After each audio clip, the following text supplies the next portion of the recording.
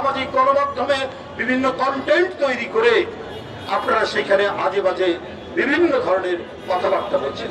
তারা আমার একটি বক্তব্য আছে, আপনার খুলনায় বিএনপির একজন যুবককে গুলি করে তার পায়ের রক কেটে দিলেন। পায়ের রক কাটে কারা? সবাই জানে পায়ের রক কাটে কারা। তাহলে আমার কাছে ওই সমস্ত ভাইদেরকে বলে দাও, ওই সমস্ত ভাইদেরকে বলি, আরে কোথাও কোনো ঘটনা হলে, যে ঘটনা মিটফুটের সামনে হৃদয় বিদারক ঘটনা ঘটেছে, তার জন্য তো সব সময় যে কোনো হত্যাকাণ্ড রক্তপাত সরকারকে অভিযোগ করে। আপনারা সরকারকে বললেন না, আইন শৃঙ্খলার জন্য দায়ী দায়িত্ব তো সরকারের, তাকে কিছু বললেন না, প্রশাসনকে কিছু বললেন না। মিছিল করছেন তারেক রহমানের বিরুদ্ধে, যিনি 17-18 বছর লন্ডনে রয়েছেন, যিনি নিজেই নিপীড়িত নির্যাতিত শেখ হাসিনা, তার বিরুদ্ধে কথা বলছেন।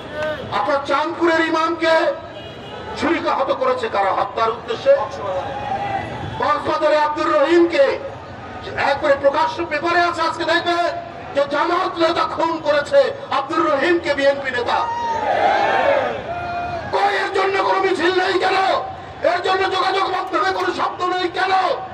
এর জন্য একটি কথা বলেন না কেন? যেখানে সরকারকে মানুষ অভিযোগ করে, সেইখানে আপনার তারেক রহমানের বিরুদ্ধে আপনারা অভিযোগ করছেন। এটা চক্রান্ত, এটা ষড়যন্ত্র, এটা নির্বাচন পেছানো, অথবা আপনারা কোন কুচক্রীদের সাথে আপনারা সম্পর্ক রাখছেন। বন্ধুরা আমার, এই কারণেই আজকে আন্দোলনের শক্তি। এই কারণে সবাই চায় যে পতিত স্বৈরাচার, সেই পতিত স্বৈরাচারের বিরুদ্ধে গণতান্ত্রিক শক্তির ঐক্য চায়। কিন্তু আপনারা অত্যন্ত পরিকল্পিতভাবে সেটাকে বিভাজন করছে।